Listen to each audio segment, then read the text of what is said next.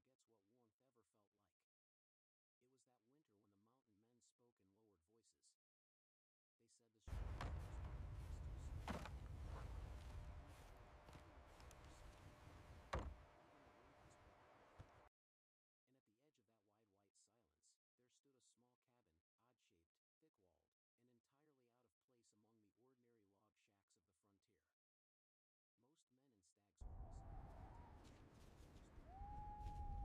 out of place among the ordinary log shacks of the frontier. Most men in Stag's the grass bunker. A few, with less charity, called it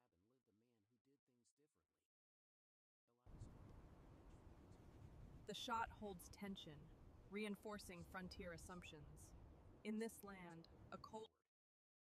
He claimed, calmly, without boasting, that is odd. Thick-walled shelter would hold a steady, livable warmth through winter, with almost no firewood. That wasn't just... knew the rule carved into frontier life: a man keeps his fire alive, or winter keeps him dead. So when Elias carried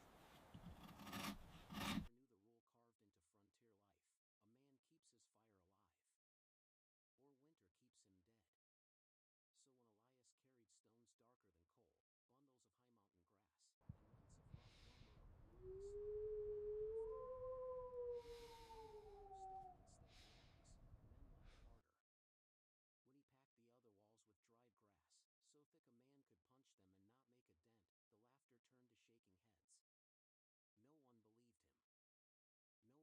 No smoke!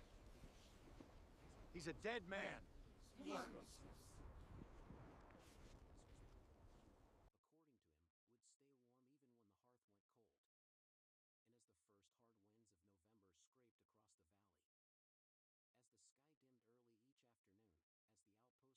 outpost began not even when temperatures dropped below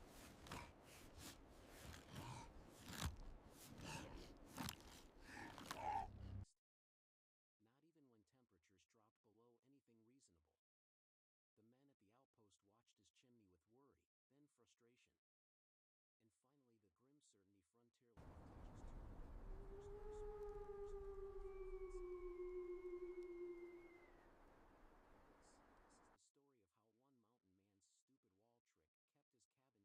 cabin 29 degrees warmer than every other shelter in the Rockies. And how a man everyone laughed at became the teacher they never knew they needed. Before the mountain winds carved lines into his face, before the winters taught him their cruel arithmetic, Elias Crowe had been just another son of Pennsylvania, the quiet middle child of a river carpenter. He grew up shaping with the way other boys learned to swing a rifle. Boats, barrels, beams, he understood how materials behaved, how they bent, how they swelled, how they held together or fell apart. That instinct for structure would one day save his life, long before he knew he'd need it. At 20, he followed the call of the West, joining a trapping outfit bound for the Missouri. He wasn't the loudest, or the strongest, but he noticed everything: where frost lingered, where snow melted first, how stone warmed under sun even when the air bit like a wolf. 2 brutal winters in the high plains hardened him. One of them cost him a friend, Thomas Hale, lost not to hunger, nor to animals, but to cold creeping through the walls of a poorly built cabin. A slow death. The kind a man remembers forever. From that winter on, Elias believed something most men never considered: fire doesn't save you. Not if your walls are leaking your life away faster than you can feed the flames. That idea lodged inside him like a splinter. He carried it through the Dakotas, through Wyoming, and finally into the Colorado Rockies, a place fierce enough to punish mistakes, yet quiet enough for a man to study nature without interruption. By 1814, Elias Crowe was known as a capable trapper, a fair trader, and a man who preferred listening over speaking. He lived alone, but not lonely, a figure shaped by the land more than by other men. What no one knew, not even the few who called him friend, was that Elias had spent 20 years collecting observations, testing small ideas, and waiting for the moment he would finally attempt something most frontier men would call madness. A cabin with almost no firewood. A structure that worked with winter rather than fighting it. And the first step toward that impossible goal began with a pile of dark mountain stones and a memory of a friend he couldn't save. Long before Elias ever laid a stone, he understood something most frontier men overlooked: the cabins of the Rockies were built to look sturdy, not to stay warm. From a distance, a log cabin seemed solid: thick walls, heavy beams, smoke rising steady from a proud chimney. But step inside on a January night, and the truth revealed itself in the smallest places: a faint whistle where wind slipped between logs, a tremble in the flame when cold air crept across the floor, a man waking every hour to feed a stove that never quite won the battle. The Rockies punished these flaws without mercy. Wind didn't simply blow, it searched, knifing through every gap. Snow didn't simply fall, it piled against walls, melted, refroze, and pulled warmth away like a thief working in silence. Firewood? There was never enough. A trapper could spend half his daylight hauling logs, only to watch them vanish in a single bitter night. Elias measured these things, not with numbers, but with experience. He'd slept in cabins where frost formed inside the walls. He'd seen men sit inches from a roaring fire, while their backs shivered from drafts sneaking through chinks in the logs. To most, cold was an enemy you fought harder. Bigger fires, more wood, more effort. But Elias saw a flaw in that thinking. A cabin doesn't fail because the fire is weak, he once murmured to a fellow trapper. It fails because the cold has too many doors. While others cursed winter, he studied it. While others blamed the weather, he blamed poor design. And after 20 years of watching men lose the same battle, Elias Crowe decided that if he ever built a cabin of his own, it would not be another trap that leaked a man's strength into the dark. It would be something different, something quiet, solid, and able to hold warmth the way stone holds memory. Elias Crowe chose a small rise above Stag's Crossing to begin his experiment, high enough to catch winter sun, but angled just right to avoid the worst of the mountain winds. To most men, it was an empty slope. To Elias, it was a laboratory. He hauled up the first load of supplies at dawn. Dark mountain stones, dense basalt he'd scavenged from a nearby slide, bundles of dried high country grass, tied tight with leather cord, roughs on planks, lengths of pine stripped of bark, a few tools worn smooth from decades of use. By mid-morning, several men from the outpost had gathered to watch. Not to help, just to witness whatever strange thing Crowe was doing this time. "Looks like he's building a smokehouse," one trapper muttered. "A smokehouse with grass walls," another added, and they both laughed. Elias didn't answer. He planted stakes, stretched a line, and began marking the ground with quiet precision, a rectangle oriented exactly toward the winter sun. When he started laying stones for the south wall, 3 feet thick, each piece turned to catch as much sunlight as possible, the laughter grew louder. No one built walls of stone here. Stone was heavy, slow, stubborn. A man could throw up a log cabin in a week. Crowe's wall of rocks would take a month. Then came the grass. He built wooden frames, narrow and deep, and packed each one with cured alpine switchgrass, not stuffed, but layered, arranged with the deliberate hand of a man who understood how air wanted to move and how to trap it. A trader named Briggs burst out laughing. "Crowe, you making a bed for yourself or for the elk?" Elias kept working. His hands moved steadily, fitting frame after frame into the cavity between 2 rising wooden walls. "The grass is a wall, Briggs," Elias finally said, wiping sweat from his brow. "A wall?" Briggs shook his head. "Ain't no wall gonna stop a January wind." Elias looked up at the ridge, where early frost still clung to the rocks. "It's not the wind I'm stopping," he said quietly. "It's the warmth I'm saving." That simple sentence, odd, almost poetic, made the men blink in confusion. But none stayed long enough to understand it. By sunset, only Elias remained, setting the final frame of grass into place as the temperature fell fast. Not once did he doubt the slow, careful labor. He wasn't building for speed. He wasn't building for approval. He was building to survive a winter that had taken better men than him. To the men of Stag's Crossing. The thing rising on that lonely ridge looked less like a cabin and more like a mistake being built one stubborn hour at a time. But to Elias Crowe, every stone, every plank, every bundle of grass answered a question he'd carried through 20 winters. How do you make warmth stay? He began with the south wall, a massive column of basalt he called the spine. Most men used logs because logs were fast. Elias chose stone because stone remembered sunlight. He stacked it 3 feet thick, 7 feet high, each slab set with its darker face outward, angled slightly to catch the low winter sun that skimmed the Rockies like a knife's edge. When the sun struck those stones, they drank in heat like thirsty animals, slowly, deeply, and for hours. Inside the cabin, the spine extended another 3 feet, forming a dark, silent presence that would warm the air long after sunset. Not a fireplace. Not a stove. A battery, in the oldest sense, a place where energy could rest until a man needed it back. But if the spine was the heart, the other 3 walls were the skin. Instead of logs, Elias built a double wall system using his hand-packed grass frames. The inner wall stood 2 feet thick, tight-grained pine sealed with mud and pitch. 3 feet beyond it, a second wall rose, another 2 feet of wood, as straight as frontier lumber allowed. Between them lay a hollow the width of a man's arm. And into that space, like loading cartridges into a rifle belt, Elias slid frame after frame of dried alpine switchgrass. Not thrown in, not shoved, placed, like delicate equipment.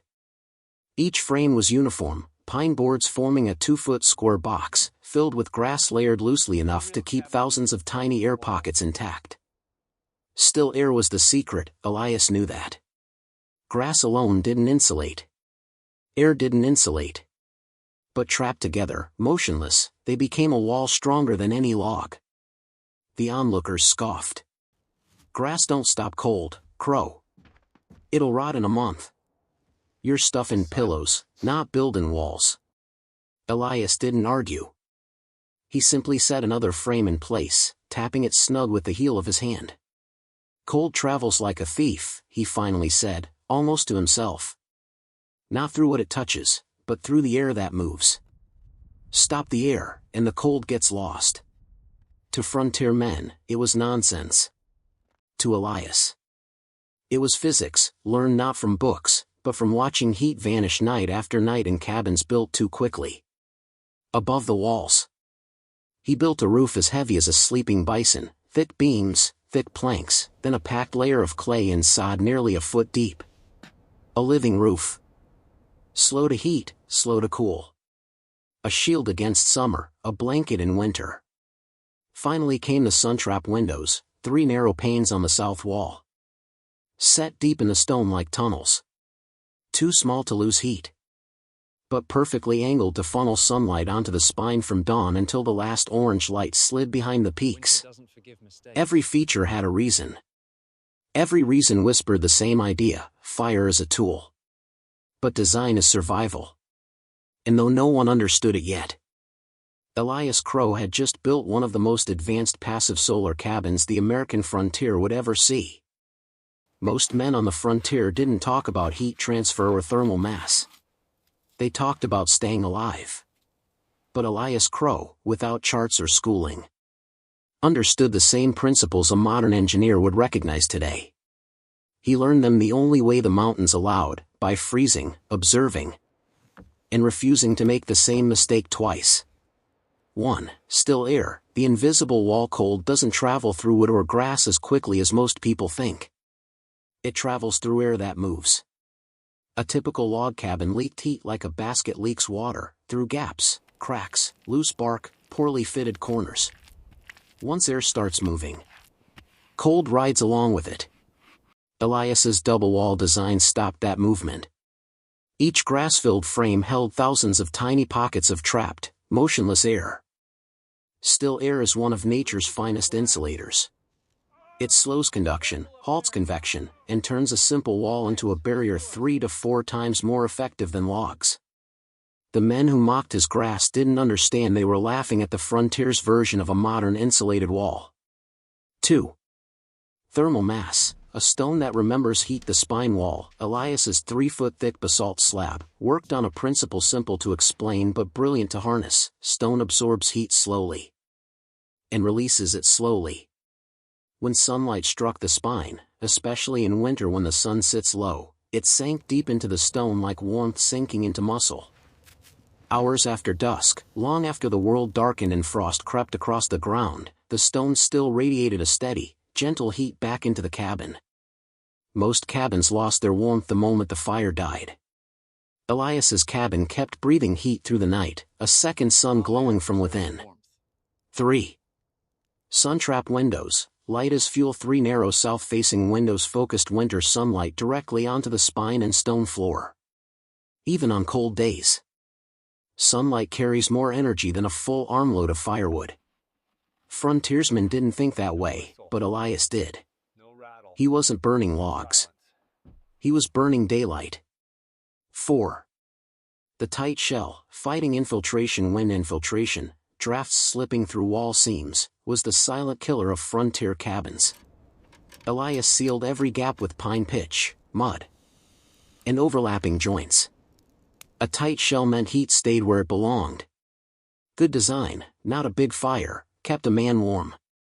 By combining mass, insulation, solar gain, and airtightness, Elias Crowe built a cabin that obeyed the laws of physics better than any log hut of his era. He wasn't defying winter. He was cooperating with it, using the sun, the stones, and the air itself as allies. Most men swung axes. Elias thought. The first true cold arrived on a moonless night in mid-November. Not the gentle kind that warns a man to fetch more wood, but the sudden kind, a hard, metallic chill that sweeps down from the peaks and makes the world hold its breath. By dawn, frost clung to every branch around Stag's Crossing. Smoke rose in frantic columns from the outpost cabins as men fed their stoves a day's worth of wood before breakfast. Except one chimney. Elias Crowe's. A few trappers whispered about it while chopping ice from their water barrels. Crowe must be frozen stiff by now. He never lights that fire. Man's too stubborn to live long. But curiosity eats at men, especially in winter. So just after noon, when the sun sat low but bright, 2 of them hiked up the slope to see what was left of Elias. They found him alive. More than alive, comfortable. He sat at a small workbench near the window, shaving down a piece of hickory for a new trap trigger. No coat. No gloves. Just a wool shirt and the calm expression of a man who had slept well. They stepped inside and stopped cold, not from discomfort, but from disbelief. The room felt warm. Not summer warm, but far warmer than the 18 degrees Fahrenheit biting at their backs. The spine wall glowed with stored heat. A gentle radiance that brushed their faces like sunlight reflected from river stones. One of the men tapped the stone. It felt alive. Warm to the hand. Warm enough to make him pull back in surprise. How in God's name, he muttered. Elias didn't look up from his work. The sun's been shining since morning, he said simply. Spine soaked it up. She'll hold through the night. They stared at the unlit hearth. No fire at all? Elias shrugged. Didn't need one. When they stepped back outside, the cold slapped them instantly, as if reminding them which world they truly lived in. Behind them, that strange grass-walled cabin stood quiet, chimney cold, windows warm, defying everything the frontier believed about survival. The laughter in Stag's Crossing didn't stop that day, but it weakened. Just a little. Winter tightened its grip as the new year approached. By early January 1815, the Rockies no longer whispered cold, they roared it. The storm came without warning. A gray wall on the western horizon, moving fast, rolling down the peaks like an avalanche made of sky. Within an hour, day vanished. Within 2, the wind screamed through the valleys hard enough to rip bark from dead pines. Trappers in Stag's Crossing barred their doors and began burning wood like men feeding a monster. the temperature plummeted to 21 degrees Fahrenheit. Snow curled under eaves, found cracks in shutters, poured down chimneys like white smoke. No smoke. And through all of it, Elias Crowe's chimney stayed cold. No smoke. No glow. No sign of life. By the fourth day, worry replaced mockery. By the sixth, fear set in. Nobody survives 6 nights without a fire, Briggs muttered, pacing in front of the outpost stove. But on the 9th day, when the wind finally broke and the world settled into a bruised silence, a small group of men strapped on snowshoes and trudged up the buried slope toward Crow's Ridge. They found the cabin half swallowed in drifts, but intact, silent, unmoved by the storm's anger. Briggs hammered on the door with a gloved fist. No response. He tried again. Louder. Still nothing. Just as panic crept into his throat, the latch turned. Elias opened the door with a calm, almost amused expression, as if the storm had been nothing more than a long night's rain. He wore only a wool shirt and a small fur collar. Inside, the air washed over the visitors like a miracle, a steady, gentle 48 degrees Fahrenheit, warm enough for breath not to fog. The spine wall radiated a low, even heat, like embers that had never gone out. The floor, warmed by days of stored sunlight, held the chill at bay. Briggs stepped in shakily. You had no fire." "Crow." "No," Elias said. "Didn't need one until today." Spine ran low. He tapped the stone with the back of his knuckle. It was still warm, not hot, but undeniably alive. "How?" another man whispered. Elias answered softly, as if explaining something to the wind itself. "When the sun shows for just one day, she gives enough to last 3. And when she shows for 3, she'll carry a man through 9. The storm had broken cabins all over the frontier, collapsed roofs, frozen stables, men burned out of firewood. But one structure stood untouched, a quiet refusal against the cold. And for the first time, the men of Stag's Crossing stopped laughing entirely. They had seen with their own eyes that Elias Crowe hadn't built a shelter. He had built a system, a home that partnered with winter instead of fighting it. After the blizzard, Stag's Crossing changed. Men who once chuckled at Elias from across the trading post now watched him the way a student watches a teacher, quietly, cautiously, knowing they had underestimated him. For the first time all winter, they approached without smirking, without half-hidden jokes about grass walls or rock spines. Briggs, the loudest of the mockers, was the first to swallow his pride.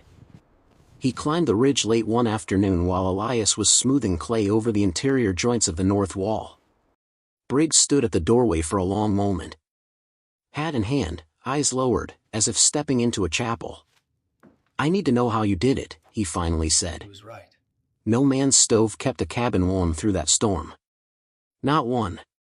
We burned through it like fools." Elias didn't gloat. Didn't even look up from his work. "It wasn't a trick," he said quietly.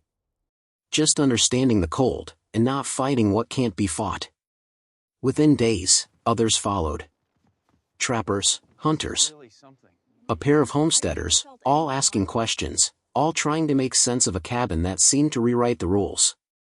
Elias opened the door for every one of them. He showed them the grass frames, lifting a panel to display the still air packed inside. He traced the sunlight's path across the spine wall, explaining how a single clear day could power 2 or 3 nights of warmth. He pressed their palms to the tight seams in the wood, showing how a home could exhale slowly instead of gasping heat away. The men listened, really listened, some scribbling notes with charcoal on scraps of hide. Their faces held no mockery now, only the realization that they had been burning their lives through chimneys that worked harder than they did. And as word spread, Elias found himself no longer the odd man on the ridge, but the quiet center of a small pilgrimage, frontier folk seeking not charity, nor shelter, but knowledge. A kind of warmth the Rockies had rarely seen. As winter eased its grip on the Rockies, Elias often stood outside his cabin at dusk, hands resting on the cool basalt stones. eyes following the last thread of sunlight as it slipped behind the peaks.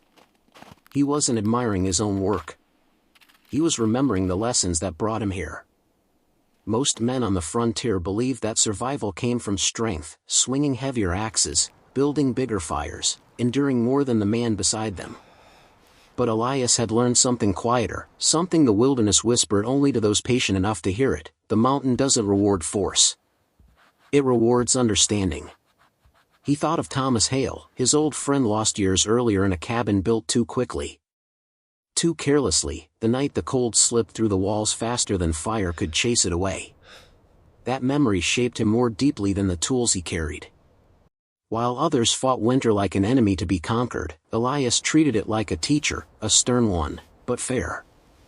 He came to believe that nature wasn't cruel out of malice, but out of clarity. It tested every weakness, revealed every oversight, punished every assumption. And yet, for the man who observed, who noticed the warmth lingering in a sunlit stone or the stillness inside a root cellar, nature also offered solutions, simple, elegant, generous.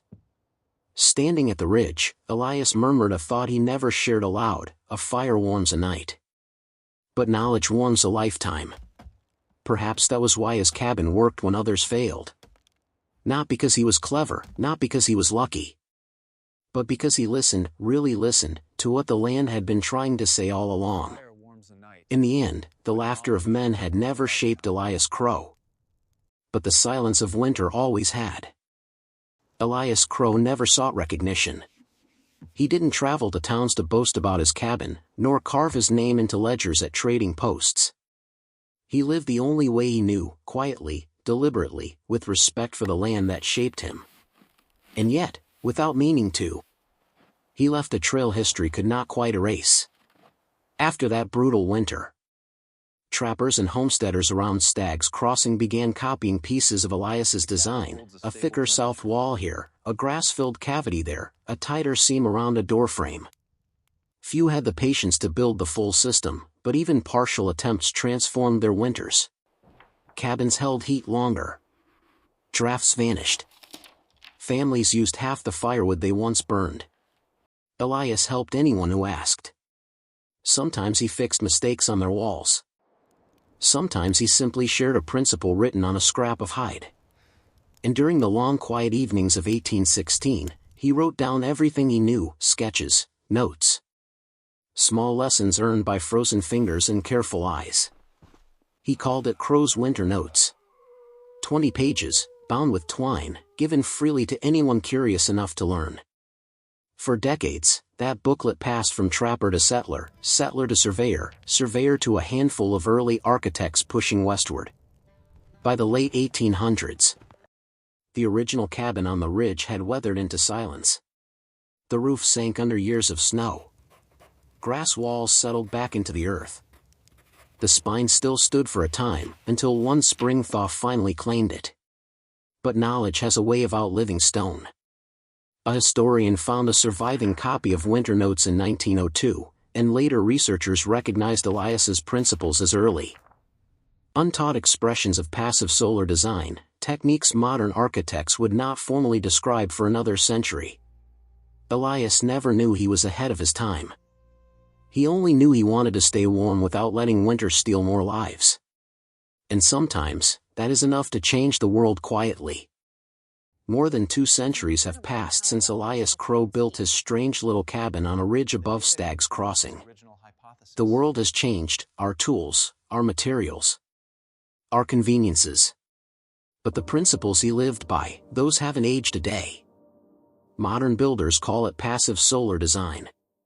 Architects speak of thermal mass, superinsulation, and airtight envelopes. Engineers use models and software to predict heat flow. Yet the heart of these ideas is exactly what Elias discovered with cold hands and careful eyes. 1. Work with the sun, not against it. South-facing windows aren't just decoration. Even in deep winter, sunlight carries remarkable energy. Capture it, and a home can heat itself for hours without burning a single log. 2. Store heat the way nature stores memory. Stone, concrete, Water, any material with weight and density, can act like Elias's spine wall, absorbing heat by day, releasing it at night. Modern homes built with thermal mass stay steady. Common both heat waves and cold snaps. 3. Insulation is not about thickness, but stillness. Just like Elias's grass frames, modern insulation works by trapping unmoving air. The quieter the air, the slower the heat escapes. 4. Tight seams matter more than giant furnaces. Most heat lost today still comes from infiltration, drafts sneaking in through forgotten cracks. A well-sealed home uses far less energy and feels far more comfortable. 5. Simplicity beats complexity. Elias didn't have electricity, thermostats, or manufactured materials. Yet his cabin, built with stone, grass, wood, and sun, performed better than many modern houses. Today, people worldwide chase the same goal: homes that stay warm with little energy. Homes that don't collapse when the power goes out, homes that honor the land instead of draining it. Every time someone sits down to design such a building, whether knowingly or not, they're echoing a mountain man's quiet experiment from 1814. In the end, Elias Crowe didn't conquer winter. He didn't outmuscle it, outrun it, or outshout it.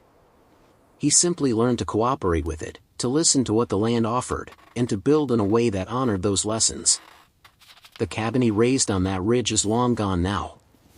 The spine wall has fallen. The grass-filled frames have melted back into the soil. But the wisdom remains, quiet, steady, and waiting for anyone patient enough to hear it. Elias never claimed genius. Never asked to be remembered. He just wanted a home that didn't steal warmth faster than a man could make it.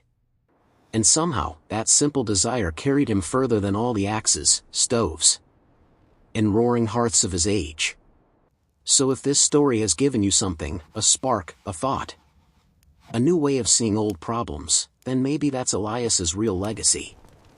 Thank you for walking with us into the forgotten frontier. If you'd like to hear more stories of ingenuity, endurance, and the quiet brilliance of those who came before us, feel free to subscribe and stay close. There are many more tales waiting in the cold, and many more lessons the wild is still willing to teach.